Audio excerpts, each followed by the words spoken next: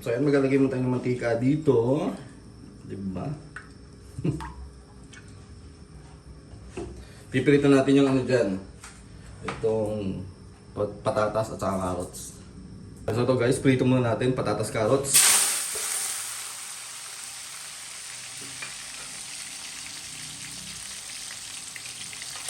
Ayan natin ang prepare. Mas masarap kasi kapag piniprito ang patatas, carrots bago hinahalo mamaya sa prito.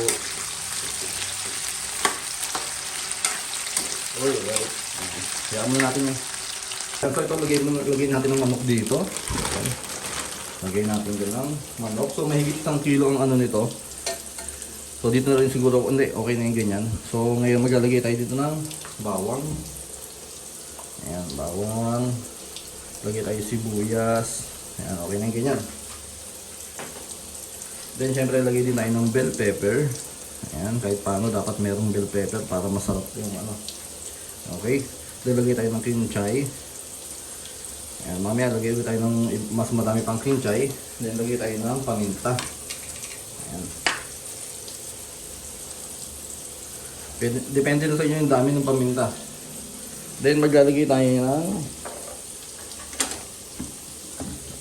ito, asin. Lagay tayo ng asin. Tamang dami ng asin. Huwag muna marami para madali mag-adjust mamaya. Then maglalagay naman tayo ngayon ng ito, Del Monte tomato sauce. So yung style natin para nating minamarinate. Pero mamarinate lang natin to ng mga 30 minutes. Pwede na yung ganyan. Lagay tayo ng toyo. Konti lang. Huwag masyadong madami. Ayan, okay na yung ganyan kadami. Dagdagan pa natin. Ayan. Then lagay naman tayo ng UFC banana ketchup. Ito, tansyahan na lang kung gano'ng karami. Kalahati siguro ito lagay natin. Ayan. So yan, so nalagyan ko na siya ng ketchup. Then hahaluin naman natin ito ngayon. Kamayin na natin yan. Huwag tayo mahiya. Ganun din naman yan. Tayo din kakain yan. Okay, ngayon palang napakabango na nito. So solid na yung ano nito.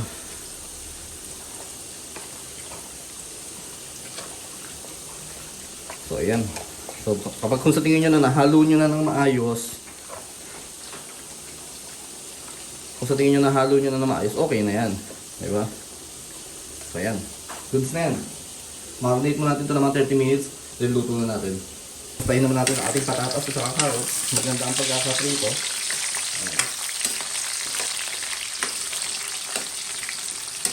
Pwede natin hanguin to. So lagay na natin yan sa malinis na lalagyan natin. Ayan, okay na yan. Then hayaan mo na natin habang minamarinate natin yung ano. So prepare ko naman yung iba kasi plano ko magluto din ako ng chop suey. So ito, dahil naka 30 minutes na, sindihan na natin ang kalan.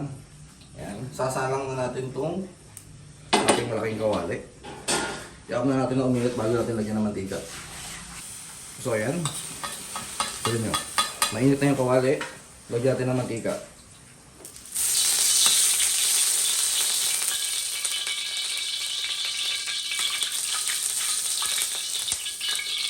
Lagyan tayo ng bawang.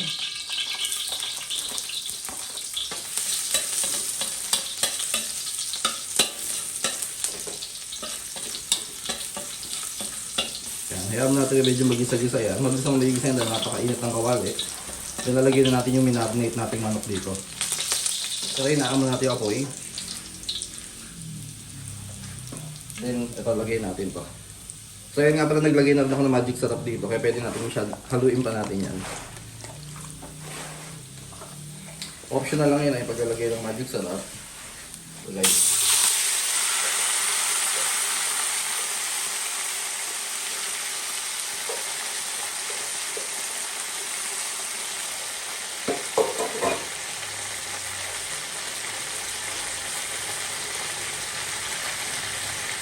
Kaya ngayon, haluin natin.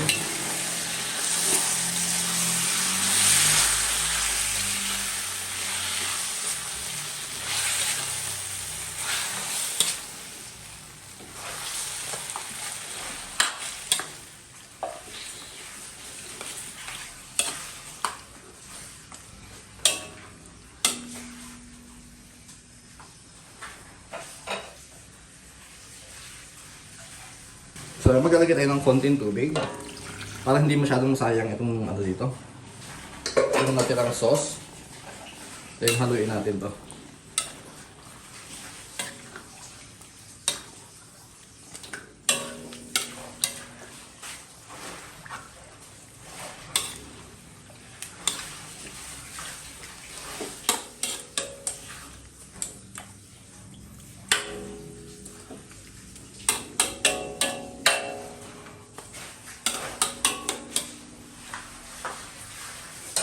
So yan. Pagkulo niyan, lagyan natin yung iba pang ingredients katulad ng idagdag natin lahat ng kalahati dito kasi yung iba gamitin ko sa chop suey plus itong bell pepper. So ito guys, so ilalagay na natin yung iba pang mga bell pepper. So yun yung kanina. So hindi natin nilahat, yung kanina para lumasa dun sa ating minamarinate kanina. Tapos lagyan natin ng bahagyan dami ng pinchay ulit. At syempre pwede natin itong haluin ulit. So pakuluin natin, pagkulo maglalagay tayo ng ating, ang tawag dito, liver spread. So kung napapansin nyo, hindi tayo naglagay ng atay dahil manok itong ginagamit natin. Pero pwede pa rin yung maglagay ng atay ng manok. So version na lang natin ito ng apritadang, kalderetang manok.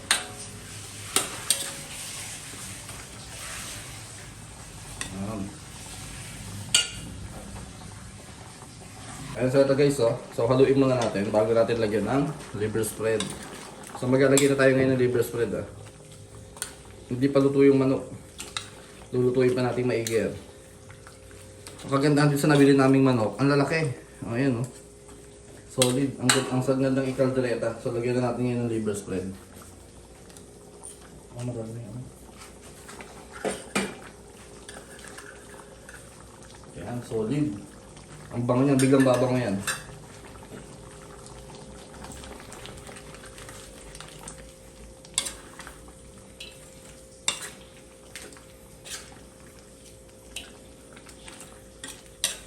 So ayan, hayaan muna natin na kumulo ulit. Ito naman guys, maglalagay naman tayo ng tomato paste. Ayan. Napakaganda kapag naglagay kayo ng tomato paste. Mas malalagyan siya ng kulay, plus mas sasarap siya. And nakikita nyo yung medyo nagmamantika siya.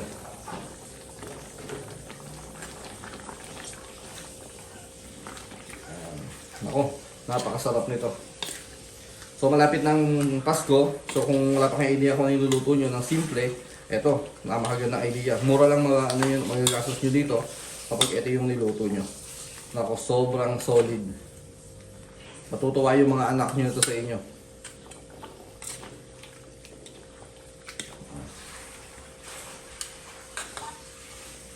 Yan, lulutuin pa natin maigi.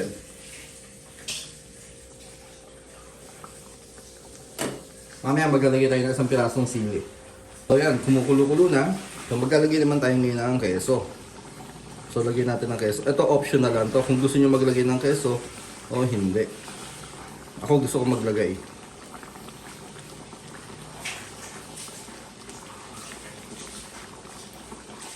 Kasi nagbibigay din to ng dagdag na lasa, dagdag na sarap. At saka alam naman natin ang keso maalat yan. Kaya mababalansin niya pa rin kahit parang yung alat nito. Okay, so ipagpatuloy natin ang pagpapakulo. Yan, matutunaw din yung keso na yan. Hahalo yan sa ating sarsa. Okay, hindi yan sabaw ha, tawag yan sarsa pag ganyan. Ayan o. So ipagpapatuloy natin ang pagpapakulo nito. Yan, pakuloy pa natin ito ng mga 5 minutes pa. Another 5 minutes then lagay natin yung pinirito nating patatas at saka carrots. Ito guys, ayan, haluin na natin to. Ayan, malapit ang maluto yan. So nakikita nyo yung pinakasalsa natin. Grabe, lalo siyang lumalapot, di ba? Ayan. Pwede rin kayong maglagay ng gata. Kung maglalagay naman kayo ng gata, sa ganitong pagkakataon, yung luto na yung manok, pwede nyo na ilagay yung gata nyo. Oh.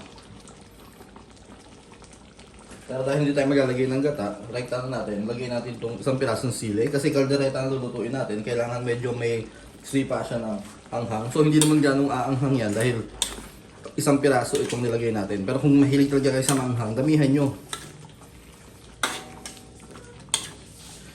Ito hindi naman. Ito yung mga kaya ng mga hindi kumakain na manghang. Ayan, isang pirasong siling labuyo, pwede na yan. Then, ang gusto ko dito, pakuluan ko muna ulit siya ng another 5 minutes. Then lagay natin yung yung tawag dito. Hindi, maglalagay muna tayo ng konting-konting ng amount ng asukal. Okay. Yan, ganito, 1 teaspoon. Panalo na yan. Then, haluin natin. Hindi na natin dadagdagan yun. Ayaw naman natin ng napakatamis.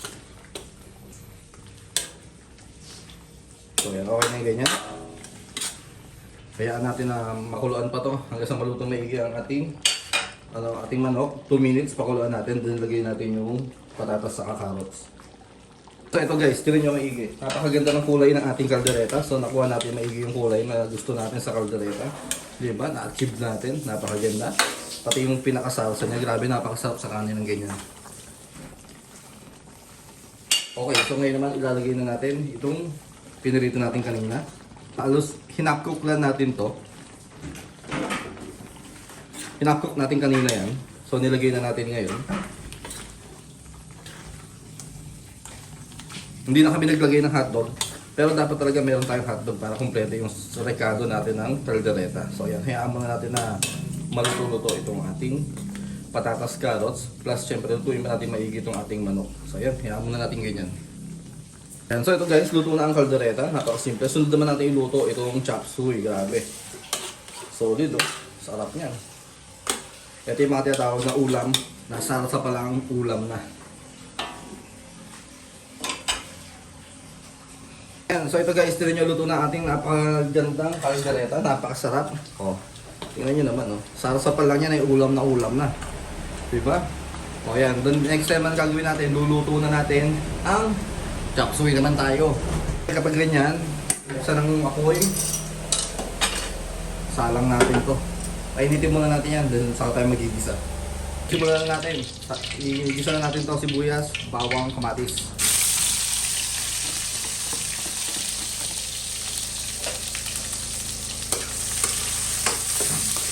Gigisa-gisa lang natin yan.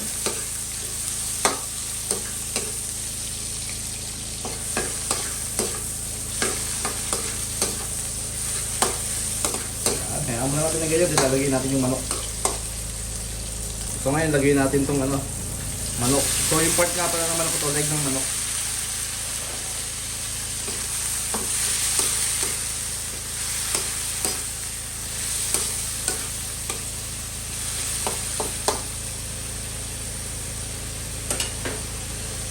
Then lagay tayo ng patis, konti lang, huwag madami.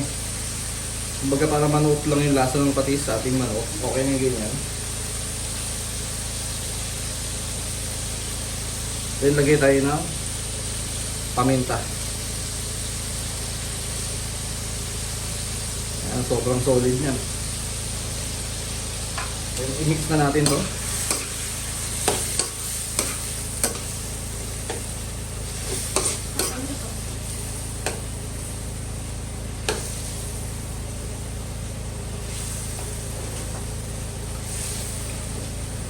So guys, maglalagay tayo ng hindi naman madaming toyo, pampakulay lang natin.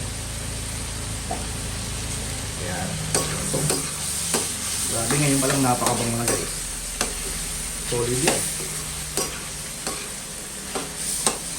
Then maglalagay na rin tayo ng isang pirasong Lord Chicken Cube para siyempre lalong maging chicken na chicken yung lasa nito, di ba? So ayan.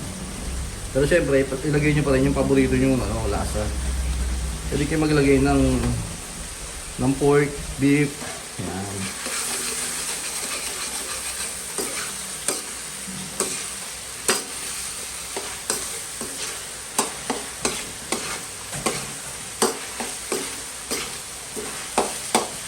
So, hayaan mo natin na mag-isa to, then maya-maya maglalagay tayo ng tubig. Guys, maglagay naman tayo ng tubig dahil naigisa na natin at medyo naluto-luto na rin yung ating leg ng manok. Mabilis lang maluto yan.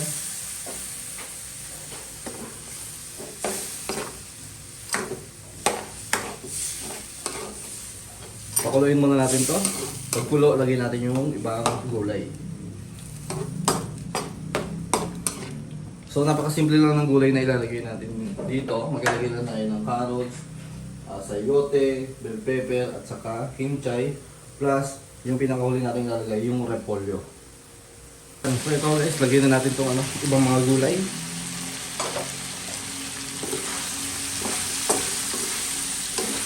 Kaya kung napapansin nyo, lutong-luto maigi ang ating manok. So maganda yung ganyan.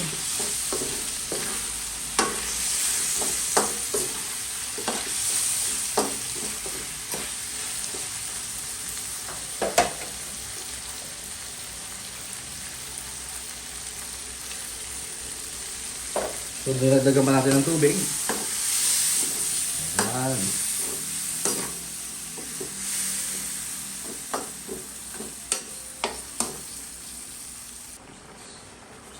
So, lagyan na lang tayo ng bahagyang dami ng asin.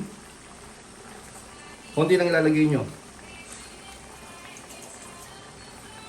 Ayan. Tinatansya kasi natin ang lasa nito. So, dito pa lang tatansyahin na natin yan. Hayaan natin na medyo maluto, then lalagay natin yung ating kimchi at saka yung ating repolyo.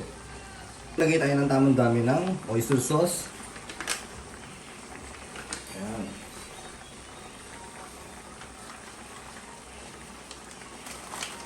So mas lalo magpapasarap ng ating chop suey, ang ating oyster sauce.